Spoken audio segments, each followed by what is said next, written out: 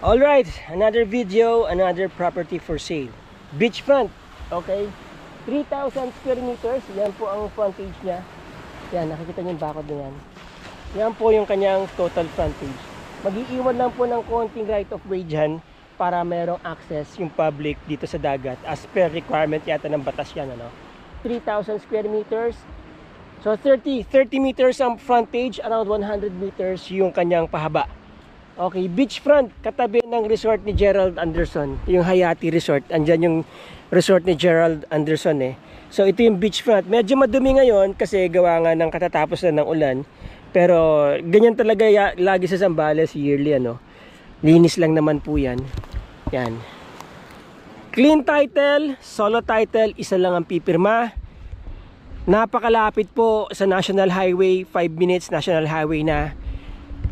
So this place is located po sa property is located po sa Botolan, Zambales. Dito po sa may Danak Bunga, Botolan, Zambales.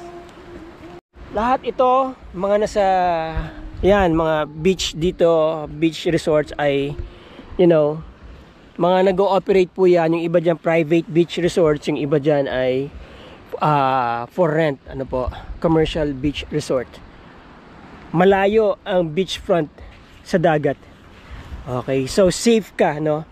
Siguro mula dito sa shoreline, meron pang mga around 50 meters ang layo niya mula doon sa pinaka frontage.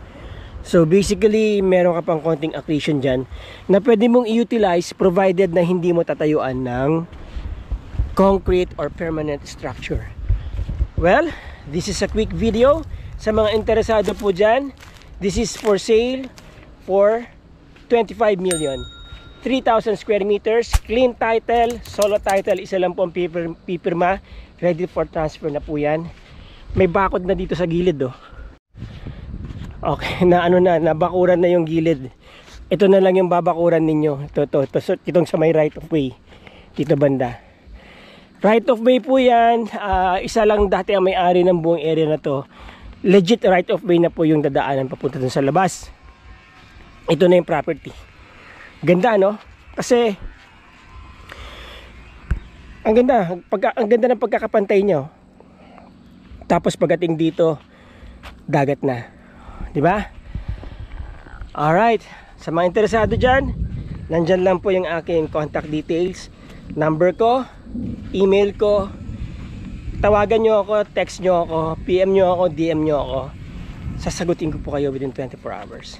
Again, maraming salamat po sa inyo, mga ma'am, mga sir. Thank you for watching this video. Ciao!